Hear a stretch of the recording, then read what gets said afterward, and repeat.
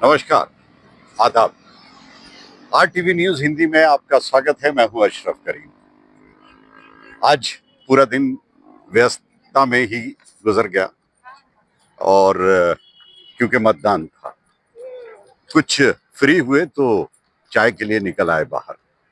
हमारे साथ रोशन जी हैं। रोशन जी से आपकी मुलाकात कराते हैं और ये भी काफ़ी व्यस्त रहे, हमारे साथ हैं, या यूं कहें कि मैं इनके साथ हूं। हम तो दोनों साथ साथ हैं। हम दोनों साथ साथ हैं। तो ये इरादा हुआ कि आज क्यों ना बाहर का नज़ारा भी आपको दिखाया जाए और साथ ही साथ बात भी करते रहें।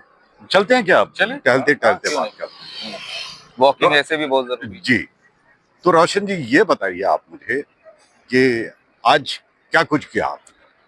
सबसे पहले जो अधिकार सरकार ने संविधान में दे रखा है वोटिंग का, हम्म, सुबह उठ के ही सबसे पहला काम तो हमने वो किया, क्योंकि ये जी, जरूरी भी है लोकतंत्र के लिए।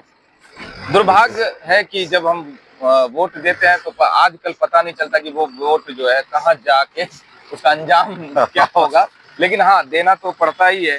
नहीं, क्योंकि देखिए, मतदान का अधिकार आपको दिया गया जी, है और ये जो है अधिकार का इस्तेमाल तो करना चाहिए। करना ही है। हाँ, बहुत सारे लोग हैं जिस मुद्दे पर आपसे बात करनी थी, जी, वोटिंग परसेंटेज कम हुआ। जी, आमतौर पे लोग इसे छुट्टी का दिन समझ के हाँ, बाहर निकल जाते हैं गलत घूमने है, के लिए। गलत। इस पे क्या विचार है? और देखिए, ये कुछ लोग हैं ऐसे जो कि आज से नहीं, दशकों से ऐसा सोचते हैं कि चलो कल छुट्टी है, पिकनिक मनाते हैं। लेकिन इस 10 साल में, या यूं कहें कि जब से वोट देने के बाद जो सरकार बनती है, बिगड़ती है, हॉर्स ट्रेडिंग होता है, तो इन चीजों ने आम मतदाता के दिमाग को थोड़ा सा होपलेस, एक आशाहीन, निराशा से भर दिया है कि यार मैं वोट तो देता हूँ लाइन में लग के, लेकिन मैं जो वोट दे रहा हूँ वो पता नहीं वो सरकार किसकी बनेगी। मैं तो वोट दे रहा हूँ कि चलो ये मतदाता ये हो गया, प्रत्याशी हो गया और सरकार इसकी बनेगी। लेकिन जब वो वोट देता है तो जिसको नहीं सरकार देखना चाहता था, सरकार उसकी बन जाती है। तो निराशा, एक जो है निराशा वाली बिल्कुल बिल्कुल, बात हो आपकी जाती है। आपकी बात समझ में आई मेरे। और जैसा आप ये कह रहे हैं, क्योंकि कई बार ये देखने को मिला, यही महाराष्ट्र का उदाहरण जी, ले लीजिए। जी, महाराष्ट्र, हाँ, हरियाणा, गोवा में हुआ। जी बिल्कुल, कि मैंडेट किसी और को जी, मिलता है, सरकार किसी और की बन जाती है। तो और ठगा हुआ महसूस करता है ना, आम जनता जो है ठगा हुआ महसूस करता है। ये बात बिल्कुल सही कहा आपने। चलिए, मतदान हो चुका, रिजल्ट आना बाकी है जी, और तब तक इंतजार करना होगा। एग्जिट पोल जी, पे बात करना चाहता हूँ। एग्जिट पोल पे क्या भरोसा किया जा सकता है? क्योंकि पिछले कुछ चुनाव में एग्जिट पोल जो भी था, आ, बिल्कुल उसके विपरीत रिजल्ट आया। तो क्या लगता है ये एग्जिट पोल के बारे में? आप बताइए। एग्जिट पोल में मैं अपने अनुभव के आधार पे बता रहा हूँ आपको, और जब से पॉलिटिकल चीजों को समझने लगा हूँ, हाँ, बड़ा हुआ हूँ और पॉलिटिकल चीजों को समझने लगा हूँ, मैंने बस ये देखा है कि टीआरपी का खेल है। और अब यूट्यूब की दुनिया है, तो आप ये कह सकते हैं व्यूज का खेल है। हाँ, नहीं तो है कुछ नहीं, वो उससे कोई लेना देना नहीं। अच्छा, जी, मैं अपने अनुभव के आधार पे करूँ कि उससे कुछ मतलब नहीं होता है। तो उससे ये दिल्ली में सरकार जब बनाई थी पहली बार आम आदमी पार्टी, हाँ, वहां भी आपने देखा होगा कि सरकार, ये उसका जो सरकार बना आम आदमी पार्टी का, लेकिन उसको बिल्कुल ही 2 सीट 4 सीट दिया जा रहा था, बड़े बड़े जो चैनल है, लेकिन वो बिल्कुल एक तरह से सुपड़ा साफ कर दिया दूसरे नहीं, आप पार्टियों इतना का। दूर क्यों जा रहे हैं? अभी हरियाणा का चुनाव ले लीजिए आप। एग्जिट पोल जो आ रहा था, जी, उस एग्जिट पोल के बिल्कुल विपरीत हाँ, आया जो भी हर बार आया। ऐसा हुआ, हर बार ऐसा हुआ। हाँ, मतलब उस टाइम बहुत ज्यादा, मतलब ऐसा हो गया कि वो एकदम अपोजिट, मतलब रिजल्ट हो गया कि जहां एग्जिट पोल में नामो निशान नहीं था आम आदमी पार्टी का, वो सरकार बना पाया। तो इसलिए मुझे एक याद आया, आपकी बातों से याद आया, इसलिए मेरा जो मिसाल था वो वहां गया। बिल्कुल नहीं, मिसाल तो ये है कि समय सीमा देखिए जी, आपकी, कितने लंबे समय से ऐसा होता रहा। अब मैं बिल्कुल ये नहीं कह रहा कि एग्जिट पोल हमेशा गलत ही होता रहा है। ऐसा नहीं है, लेकिन पिछले कुछ समय में एग्जिट पोल वैसा नहीं है। यानी एग्जिट पोल पर आप पूरी तरह से जिसको कहते हैं विश्वास कर लेना और मान लेना, उसमें काफी अब अंतर आ गया है। काफी अंतर आ गया। चलिए, तो अब ये बताइए मुझे, क्या लग रहा है आपको किस बारे में? ये महाराष्ट्र में क्या होने जा रहा है? महाराष्ट्र में तो सबसे पहले कुछ भी हो, लेकिन ड्रामा तो बहुत होने वाला है। चाहे कुछ भी हो, ड्रामा तो नहीं, क्या लेकिन बोलते हैं, हाई वोल्टेज ड्रामा होने वाला है। नहीं, वो तो हो चुका। जी, नहीं, पिछली बार भी जब सरकार बनने का जो एक पीरियड है, वो 10 से 15 दिन लगा था। आपको याद होगा, होटलों में सारे एमएलए को ठहराए गए। हाँ। फिर बहुत सारा ड्रामा हुआ, हाई वोल्टेज।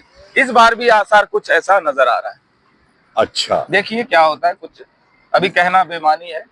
देखिए, ये तो मानते हैं आपकी कांटे की टक्कर है। जी, कांटे की टक्कर तो है। महायुति और इसके बीच, महाविकास आघाड़ी के बीच जी, सरकार किसकी बनती है ये कह पाना मुश्किल है। लेकिन जिस तरह का खींचतान चल रहा है, जी, अम, विकास आघाड़ी में तो नहीं, लेकिन हाँ, महायुति में खींचतान काफी है। तो अब ये तो 23 तारीख के बाद ही लगेगा कि स्थिति क्या बन रही है। लेकिन ड्रामा खूब होगा। ड्रामा खूब होगा, इस- बिल्कुल।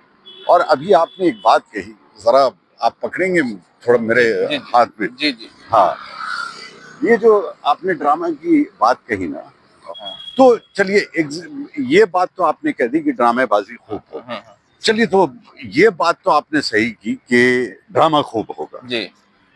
हर राज्य में जहाँ कांटे की टक्कर हो, और अपने दर्शकों को मैं दिखा दूं कि हम किस जी, तरह के बिल्कुल। लोकेलिटी में हैं।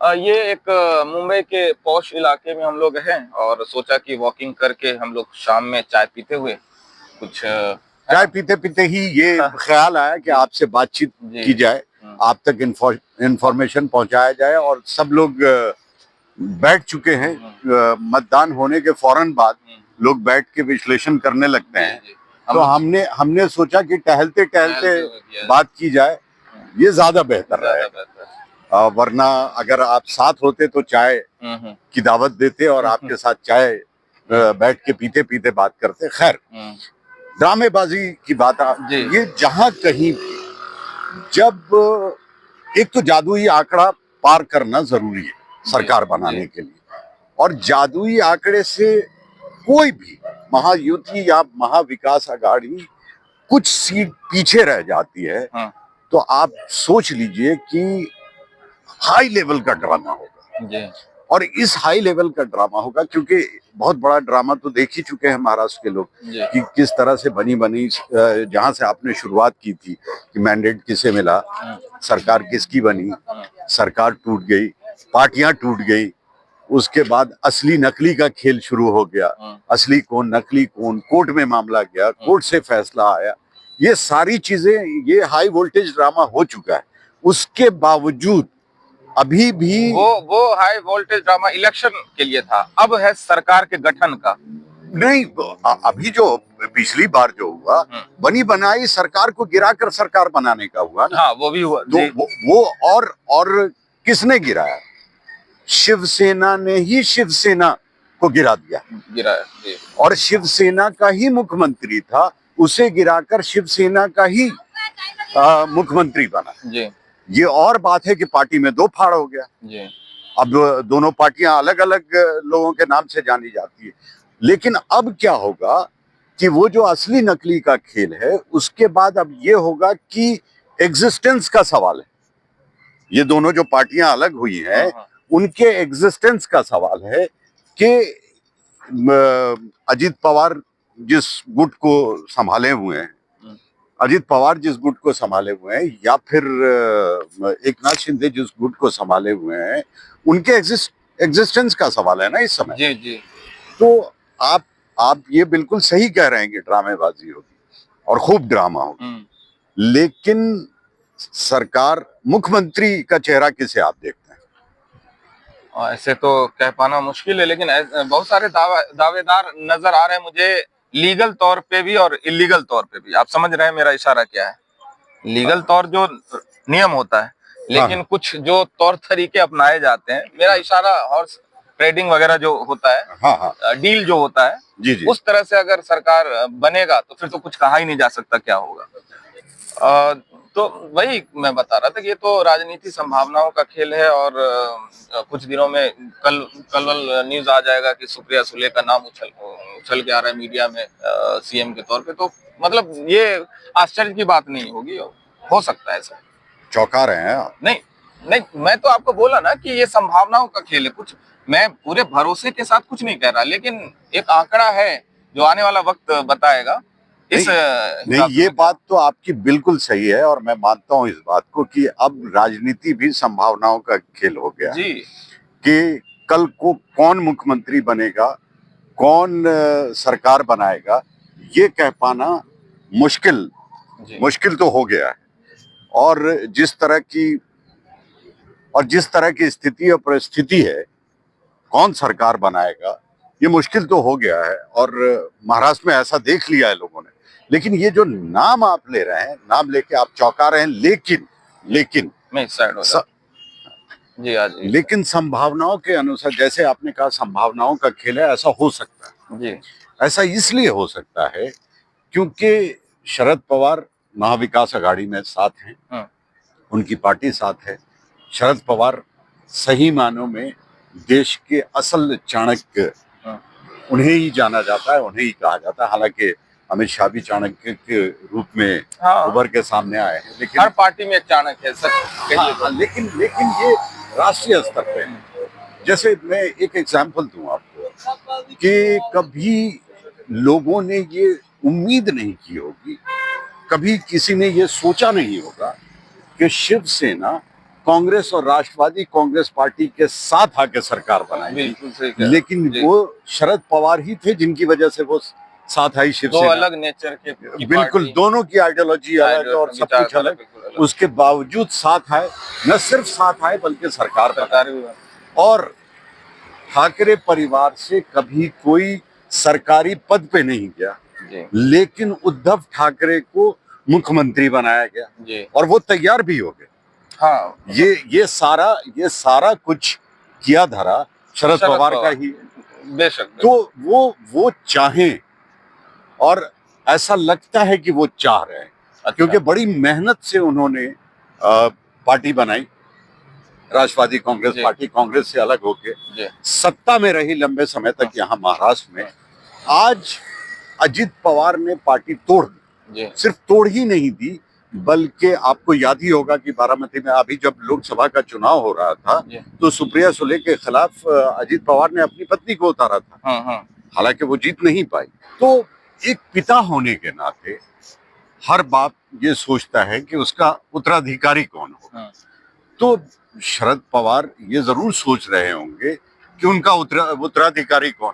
अजित पवार तो अलग हो गए, पार्टी बिखर सी रही है, तो उस पार्टी को समेटने के लिए और सब कुछ करने के लिए वो अपनी बेटी को प्रोजेक्ट कर सकते हैं। क्योंकि आपको याद होगा कि महाविकास आघाड़ी ने किसी चेहरे के बारे में नहीं बात की अब तक, या किसी के बारे में ये प्रोजेक्ट नहीं किया एज ए चीफ मिनिस्टर, यहाँ तक कि उद्धव ठाकरे को भी नहीं। हाँ, हाँ, और मुझे जहां तक लगता है कि कांग्रेस पार्टी ने तो किसी का नाम ही नहीं लिया, हाँ। अभी तक कोई चेहरा है ही नहीं। और उद्धव ठाकरे ने ये कह दिया था कि जिसे भी मुख्यमंत्री बना दिया जाए, मुझे किसी तरह का कोई इतराज नहीं है।